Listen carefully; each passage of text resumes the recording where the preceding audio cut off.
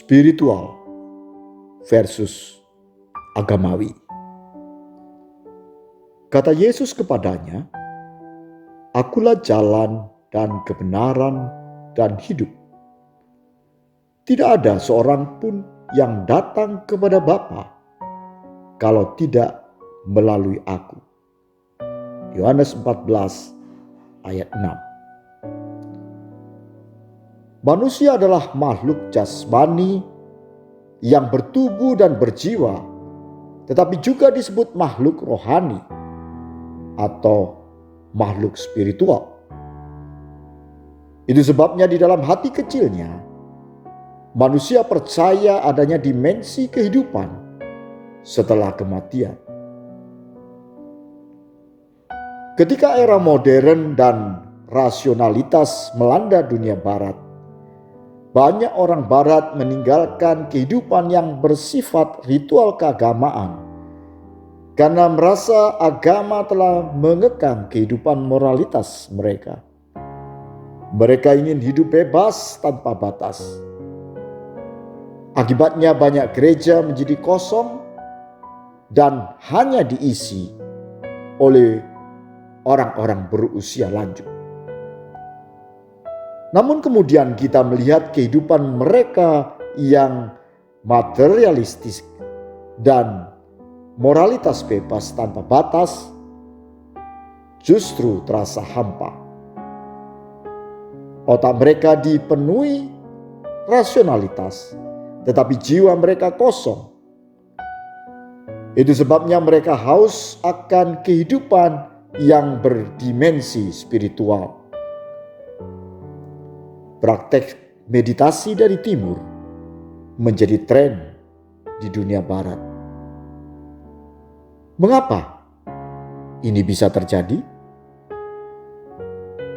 Ini sebenarnya juga karena kesalahan gereja yang tanpa sadar mengutamakan kehidupan yang religius dan agamawi,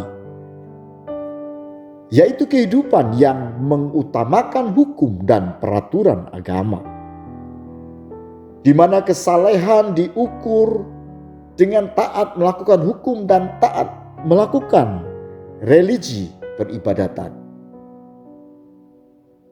Ini adalah sumber kesalahan. Karena melakukan religi dan hukum agama tanpa memahami arti sesungguhnya di balik aktivitas keagamaan akan berakibat orang melakukan dengan keterpaksaan.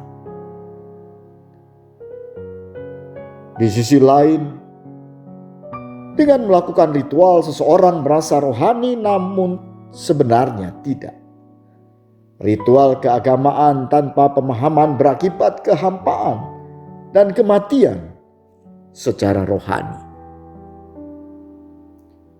Sebenarnya Kristus datang membawa kehidupan rohani, bukan membawa agama dan religi. Ia berkata, "Akulah jalan, kebenaran, dan hidup." Artinya manusia tidak bisa menjadi benar karena taat melakukan hukum. Manusia dibenarkan dan dihidupkan karena apa yang Kristus sudah lakukan. Ia membuka jalan dengan menebus sifat dosa manusia di kayu salib. Manusia mampu melakukan kebenaran karena telah mengalami cinta Tuhan.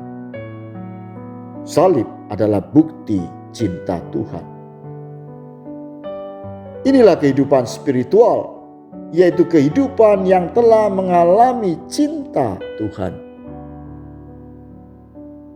Ketika kita mengalami kasih Tuhan, maka kita dapat membalas kasih Tuhan dengan segenap hati, sehingga dapat mengasihi sesama seperti mengasihi diri sendiri. Ketika kita mengalami kasih Tuhan, kita dimampukan melakukan kehendaknya atau firman-Nya tanpa terpaksa. Jadi spiritual adalah perjumpaan dengan Tuhan dan mengalami kasih Tuhan.